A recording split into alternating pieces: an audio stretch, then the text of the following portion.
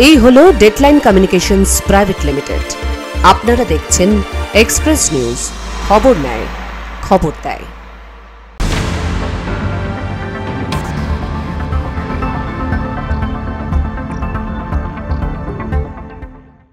Express Today brought you by Ankur Baikar private limited. নমস্কার, Express নিউজে আপনাদের প্রত্যেককে স্বাগত। আমি ফাল্গুনি, শুরু করছি এক্সপ্রেস টুডে। নদিয়ার শান্তিপুরে ফের ছিনতাইয়ের ঘটনা জানিয়ে এলাকাবাসীর মধ্যে আতঙ্ক ছড়িয়েছে। শান্তিপুর স্টেশন সংলগ্ন বাজার এলাকায় বাইক আরোহী এক দম্পতির কাছ থেকে সোনার চেন ছিনিয়ে নিয়েছে দুই বাইক আরোহী দুষ্কৃতী। আক্রান্ত দম্পতি জানিয়েছেন, শান্তিপুর গোবিন্দপুর পেট্রোল পাম্প থেকে তেল ভরে সন্তানকে নিয়ে বাড়ি ফেরার সময় দুটি বাইকে আসা দুই যুবক তাদের পিছু নেয়। শান্তিপুর স্টেশন সংলগ্ন বাজার পেরিয়ে ভদ্রাকালী মোড়ের কাছে এসে তারা দম্পতিকে চেপে ধরে এবং মহিলার গলা থেকে প্রায় 10 গ্রাম ওজনের একটি সোনার হার ছিনিয়ে নিয়ে দ্রুত চম্পট দেয়। আস্তে আস্তে দেখি দুটো ছেলে পাশে আসলো। এবার আমি বুঝতে পারিনি, পাশে এসে ফটাম করে পিক আপটা মেরে আমার গলার হাতটা টান দিল। আমি এবার এরকম করে ধরেও আমি ধরতে পারলাম না, টেনে নিয়ে চলে গেল। লাস্টে ওর গাড়িতে একটা ধাক্কা মারলো, ওর গাড়ির সামনেটা একটু দেখে। প্রত্যক্ষদর্শীরা জানান, দুষ্কৃতীরা একটি কালো সাদা রঙের R1 বাইকে ছিলেন। তাদের মধ্যে একজন কালো এবং অন্যজন হলুদ গেঞ্জি পরেছিলেন। ছিনতাইয়ের পর তারা শান্তিপুর বইগাছি পাড়ার দিকে চম্পট দেয় বলেই সূত্রের খবর। সাদা কালো R1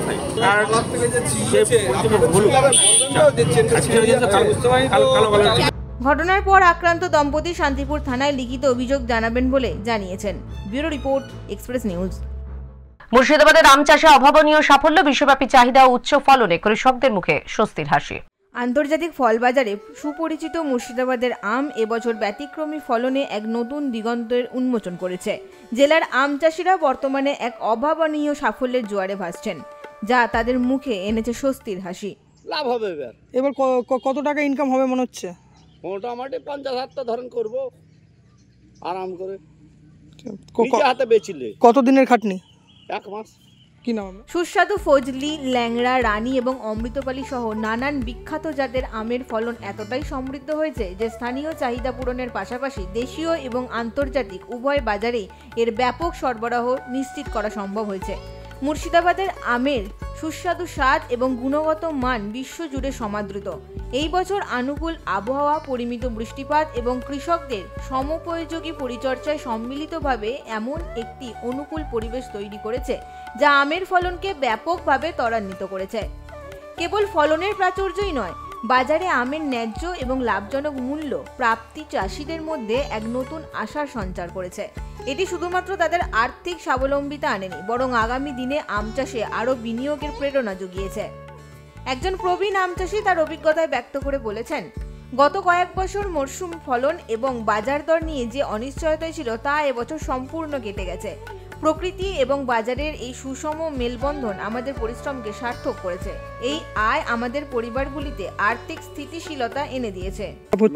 আরাম করে মেকআপ হয়ে যাবে, দাম আছে যেহেতু। আর আমার বাগানে তো সব ভালো আম, খাস আম, মানে বেশিরভাগই তো সাদুল্লাহ, হিমসাগর আছে, ন্যাংড়া আছে, বোম্বাই, রানী, এগুলো আজে বাজে আমার নাই। ধোবানি। মুর্শিদাবাদের আম শুধুমাত্র একটি ফলন নয়, এই অঞ্চলের কৃষি ঐতিহ্যের একটি অবিচ্ছেদ্য অংশ।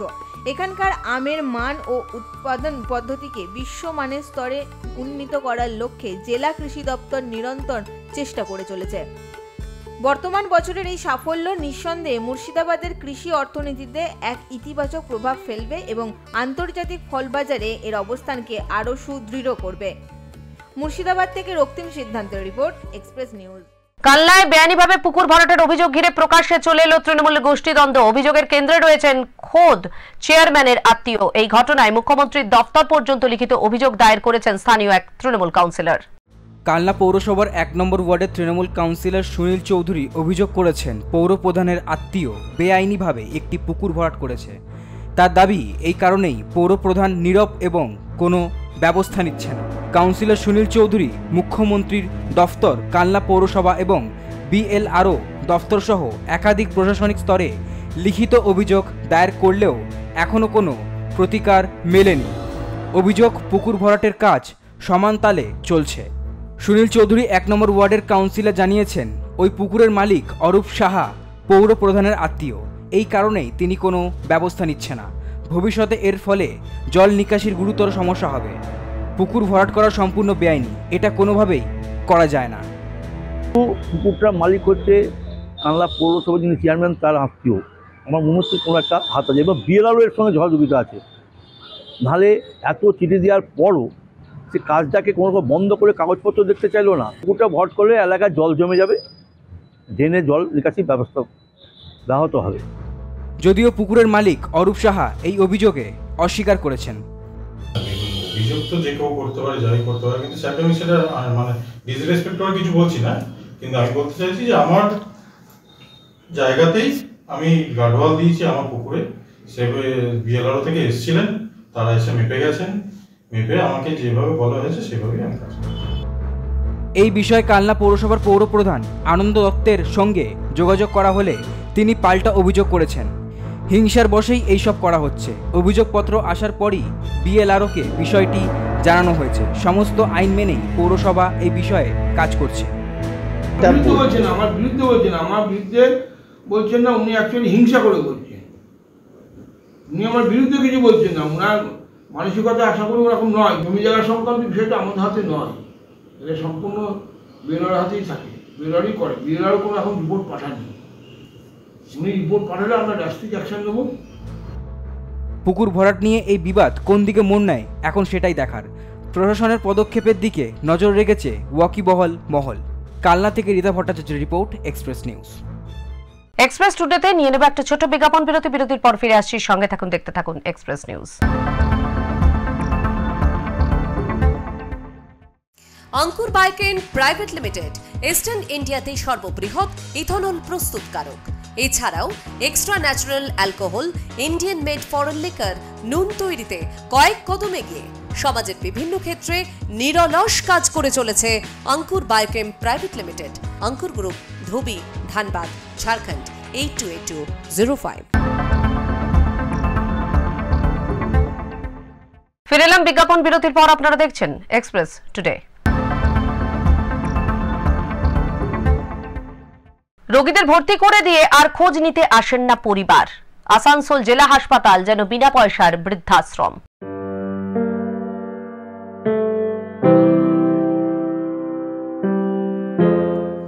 সরকারি জেলা হাসপাতালের পুরুষ জেনারেল ওয়ার্ড। রোগীর নাম বলতেই চমকে তাকালেন সিস্টার ইনচার্জ। উচ্ছ্বসিত হয়ে জানালেন, ওনাকে নিতে এসেছেন? বাড়ির লোক আপনি? উচ্ছ্বাসের কারণ একটাই, উনাদের কেউ নিতে আসে না। আসানসোল জেলা হাসপাতালে এমন রোগীর সংখ্যা অনেক, যাদের পরিবারের লোকেরা নানান রোগের ছুতোয় রোগীকে ভর্তি করে দিয়ে যান, কিন্তু তারা নিতে আসেন না। হাসপাতালের তরফ থেকে রেজিস্ট্রারে দেওয়া ঠিকানায় খোঁজ করলে বা ফোন করলে দেখা যায় তা ভুয়ো। আর হয়তো কোনোদিন বাড়ির মানুষের সঙ্গে দেখা হবে না। তারা আর কোনোদিনই হয়তো এই অসহায় মানুষগুলোকে নিতেও আসবেন না। রোগীর বেডে বাধ্য হয়ে পড়ে রয়েছেন এই বৃদ্ধ বৃদ্ধারা।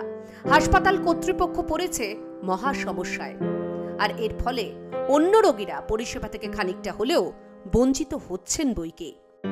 আমাদের ক্ষেত্রে অনেক রকম সমস্যা আর কি, মানে অনেক সময় হয় কি যে এই ধরনের বৃদ্ধ বা যেগুলো ভবঘুরে পেশেন্ট, তো তাদের দিকে এখান থেকে পাড়ার লোক বা পুলিশ অনেক সময় দিয়ে যায়, তাদের আবার অনেক সময় এমনি প্রতিবেশী তারা দিয়ে যায় আর কাঁকিও সেজে, এবং তারা অনেক সময় এখানে ভুল ঠিকানা দিয়ে দেয়, ভুল ফোন নাম্বার দিয়ে দেয়।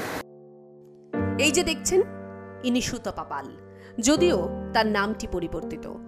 বয়স 75 ছুঁই ছুঁই। ইস্কুতে চাকরি করতেন একটা সময়। গত 29শে জানুয়ারি 2025 সালে শারীরিক অসুস্থতা দেখিয়ে ভর্তি। সেই যে মেয়ে ভর্তি করে দিয়ে গিয়েছিল, আর এমুখ হয়নি। এখন মহিলা জেনারেল ওয়ার্ডের বেডটাই সুতপার পৃথিবী। বেডে বসে নিজের মনে বিড়বিড় করতে করতে বলেন, নিশ্চয়ই আজ কেউ আসবে, সত্যি আসবে। বছর 50-এর প্রণব ঘোষ। বাড়ি ছিল বীরভূমে।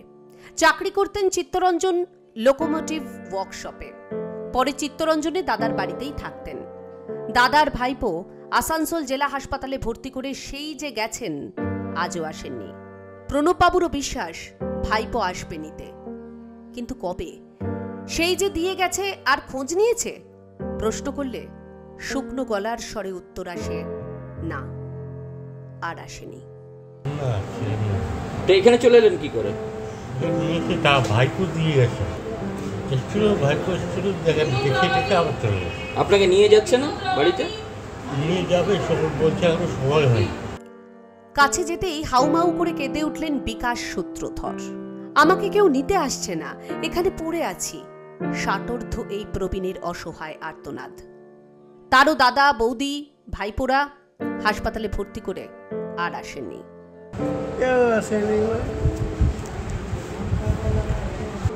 বাড়িতে ভাই আছে, ভাইপো আছে, কেউ আসেনি। প্রকল্প দোকানে কাজ করতেও ওরা ভর্তি করে গেছে, কি করবো কেন আপনারা থাকে। আসানসোলে গীতা দেবী, বিন্দু বাউরি, আশা গুপ্ত, প্রবীণ কৃষ্ণলাল, আরো কত নাম, আরো কত অসহায় চোখ শুধুই অপেক্ষায়। এদের অনেকের বিছানা থেকে ওঠার শক্তি নেই, বিছানাতেই টয়লেট করে ফেলেন। টাকা পয়সাও নেই, তাই আয় রাখারও সামর্থ্য নেই। ভরসা একমাত্র নার্স দিদিরা। মানবিক নার্সরাই নিজেদের উদ্যোগে তাদের জামা কাপড় কেনা থেকে শুরু করে সব দায়িত্ব নেন। জানা নেই এদের পরিবারের মানুষরা এই প্রতিবেদন দেখলেন কিনা। যদি দেখে থাকেন তাহলে একবার হলেও ভাববেন, আপনাদের উপর বিশ্বাস করে এখনো মানুষগুলো বসে আছে আপনাদের অপেক্ষায়। একদিন আপনাদেরও বয়স হবে, একদিন আপনাদেরও কারোর উপর বিশ্বাস করতে হবে। তখন যদি এরকম ঘটনা আপনার জীবনেও ঘটে, ভাবুন। আসানসোল থেকে জয়ন্ত সাহার রিপোর্ট, এক্সপ্রেস নিউজ। বোলপুরের এসিকে হুমকি দেওয়ার ঘটনায় থানায় তলব করলেও এলেন না বীরভূমের তৃণমূল নেতা অনুব্রত মণ্ডল। অনুব্রত মণ্ডল নিজে না এলেও তার জায়গায় এলেন 4 আইনজীবী। হাজিরা এড়ালেন অনুব্রত মণ্ডল। পুলিশকে ফোন করে কটু কথা বলার অডিও ভাইরাল হতেই দলের নির্দেশে ক্ষমা চেয়েছিলেন কেষ্ট, কিন্তু তারপরেও তাকে বোলপুর এসডিপিও দপ্তরে হাজিরার নির্দেশ দেওয়া হয়েছিল পুলিশের তরফ থেকে। কিন্তু শনিবার সকাল হতেই কেষ্টর 4 আইনজীবীকে দেখা গেল বোলপুর এসডিও অফিসে। আইনজীবীদের মধ্যে বিপত্তারণ ভট্টাচার্য, সন্দীপ সরকার ছাড়াও আরও 2 আইনজীবী রয়েছেন। অনুব্রতকে না পেয়ে তার পাঠানো আইনজীবীদেরই ঘিরে ধরেন সংবাদ মাধ্যম। যদিও এ বিষয়ে কোনো মন্তব্য করেনি অনুব্রতর আইনজীবীরা।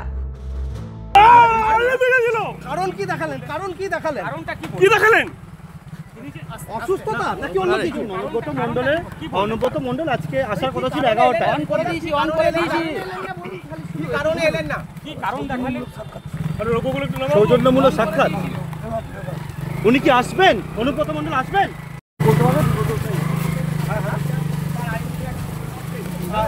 সূত্রের খবর, অনুব্রত মণ্ডল আইনজীবী পাঠিয়ে দিয়েছেন। তার শারীরিক অসুস্থতার কারণেই তিনি হাজিরা দিতে পারেননি। Bureau report, express news.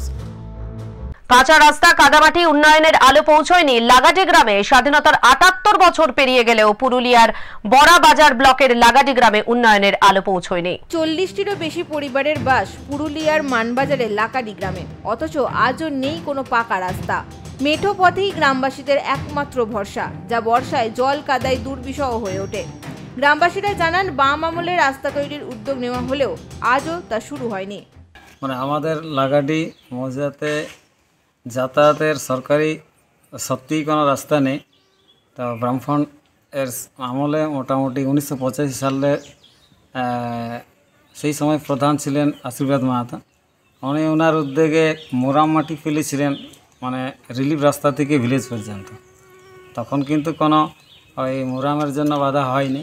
যাই হোক, সুসম্পর্ক একটা ছিল, বা প্রায়ত জায়গার উপরেই নিয়ে এসেছিলেন, এবং সেই সময়কালীনই এই রাস্তাটা কিন্তু নির্বাচিত হয়েছে যে এটা লাগাটি যাতায়াতের একটা রাস্তা। পরবর্তীতে তাদের উদ্যোগ ছিল, কিন্তু সরকার চেঞ্জ হয়ে যাওয়ার পরে তৃণমূল সরকার এখানে এই রাস্তা সম্পর্কে লাগাটির কোনো ভূক্ষেপ নেই।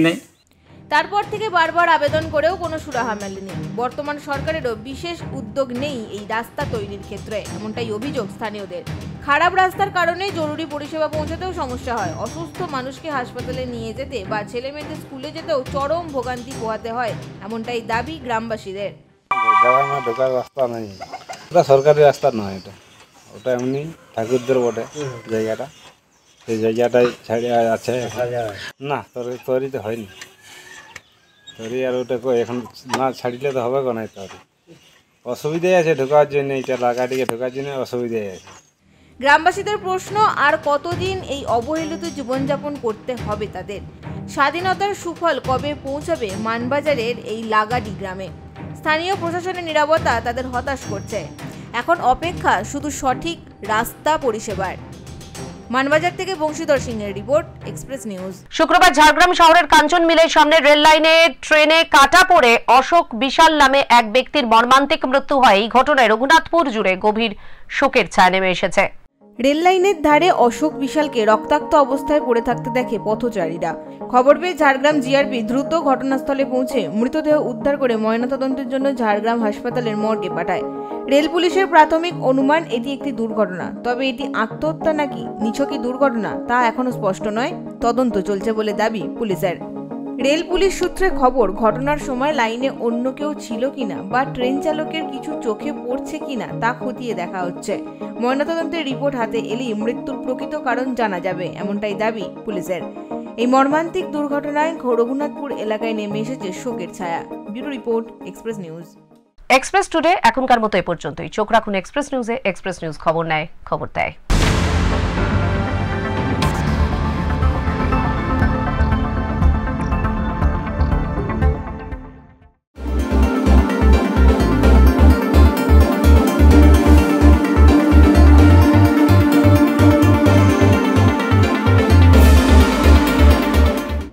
কোনো প্রেস, কোনো মিডিয়া স্বাবলম্বী হোক, ভালোভাবে নিরপেক্ষ সংবাদ মানুষের কাছে পৌঁছে দেয় এবং জনগণের পরিষেবায় মিডিয়া কাজ করুক, এটা হলো আমার। আর শুভেচ্ছা রইল কর্তৃপক্ষের প্রতি যারা মিডিয়া করছেন।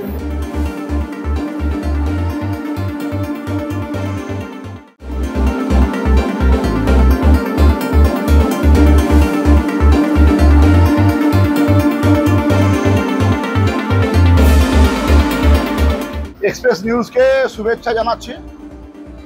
খবর সত্যভাবে সৎভাবে প্রদর্শন করছে, এটা খুবই ভালো। কোনো রকম কারো কাছে মাথা না হয়ে চোখে চোখ রেখে এক্সপ্রেস নিউজ দিনের পর দিন এগিয়ে চলেছে। আগামী দিনে আরও বড় হোক এবং সকলের কাছে পৌঁছাক, আরও মানুষের কাছে পৌঁছাক, এই শুভেচ্ছা থাকলো। আগামী দিন আরও ভালো হোক।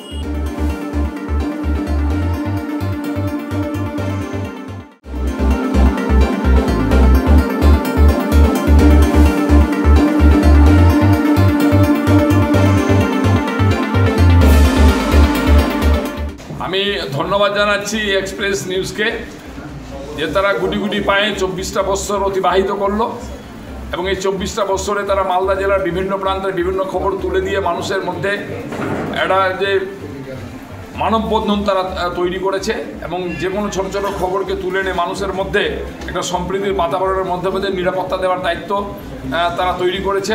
আমি আন্তরিকভাবে কৃতজ্ঞতা জানাচ্ছি এই চ্যানেলকে এবং আমি আশা রাখবো এই চ্যানেল আগামী দিনেও আমাদের মালদা জেলায় আরও সুষ্ঠু শান্তি রক্ষার ক্ষেত্রে খবর পরিবেশিত করবে, এই আশা আমার থাকছে।